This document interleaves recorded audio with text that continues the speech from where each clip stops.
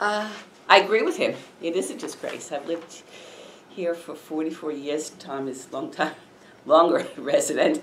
But I've been watching town boards for over 4 decades. And I think many people who have lived here a long time agree that it's never been this way.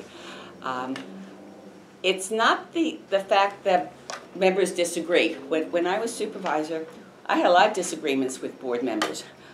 But there's disagreement and you can still be civil. Okay? And disagreement often leads to compromise, which is good for the town. I think part of the problem is there's a lack of civility and a lack of respect. And that shows, unfortunately, among board members from one to the other, and board members to people in the audience. And there's absolutely no excuse for that. And it didn't used to be that way, and we definitely have to change it. Before we talk about policy, we've got to get back to functioning properly. And what would you do, if you were elected, what would you do to change that? The first thing is I would improve communication. Communication between the supervisor and the town board, and then between the supervisor / town board and the public. There are too many instances where the town board isn't told what's happening. I'll give you 2 examples. The pension issue, where we came up $970,000 short. The supervisor and the staff had to know about it in the fall of 2013 because they paid the bill, the full bill, in December because that's when they had to pay it. But the town board, which controls the purse strings by law, wasn't told until April. By law, and I'm sure, Tom, you're familiar with the town law, it says you can't make a budget transfer without a resolution from the town board. So that was a total lack of communication. And if I was a board member, I would be absolutely furious. Okay, absolutely furious about that. The second example is the Spectra, the pipeline issue, and how there's been a total lack of communication, again, between the supervisor and the town board, and then the board, the government, to the people. The supervisor knew in early 2013 about Spectra's plans, and he negotiated with Spectra for over a year. And then he presented the board with, here, this is the plan I negotiated. Vote for it tonight because we're in a hurry and we have to get it to Albany. As a board member, I would never make decisions that way. So those are 2 examples. And Tom, what do you think of the supervisor's assessment of his current board? I agree with him. It's a disgrace. The people vote 5 people into this, 4 town board members and the supervisor into the town board. And there should be the 5 members there voting currently. There should have been an appointment made early on once this had happened, and just to keep the town moving. Yes, the mundane day-to-day operations of the town still continue, but the real critical votes, you end up with a loggerhead of people not getting the proper information. In regard to what Ms. Siegel had said about Susan had said about the pipeline,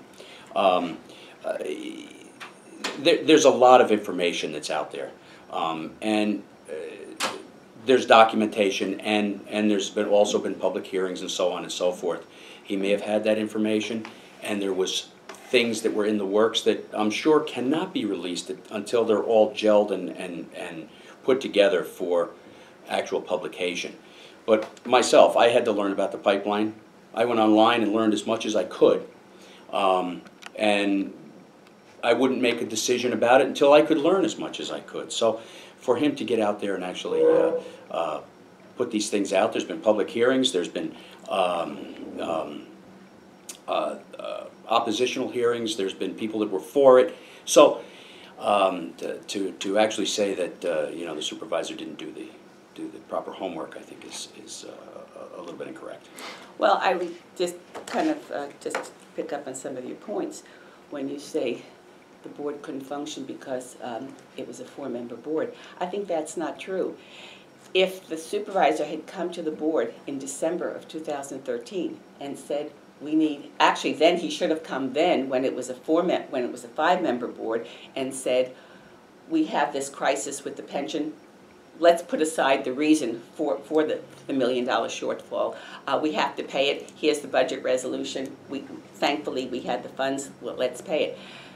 If he didn't say it in December, when they paid the bill and by law needed the town board to act, he should have said it on January 1st when there were 4 members. The 4 members would have voted for it. There was no question about whether it should be voted for or not. Things you can do with 4, you could still do 4 members, and as you said, most of the business was transacted. Okay? Now the issue when you have disagreements, and there were times on my board where we had 3-2 votes, okay? And that was okay. Sometimes I was in the majority, sometimes I was in the minority. When I was in the minority, but as supervisor, I carried out the wishes of the town board. So you can't say it was a question of just that missing person. The question was the board did not have the information. On the spectra, if you recall, I don't know if you were at that initial meeting when the supervisor made the presentation and said, this is the deal I've negotiated. The Parks and Recreation Commission chairman, Diana Quast, who was sitting there in the capacity as deputy clerk, she didn't even know that the plan involved giving away our parkland, the term alienation. The Park Commission didn't even know what was happening.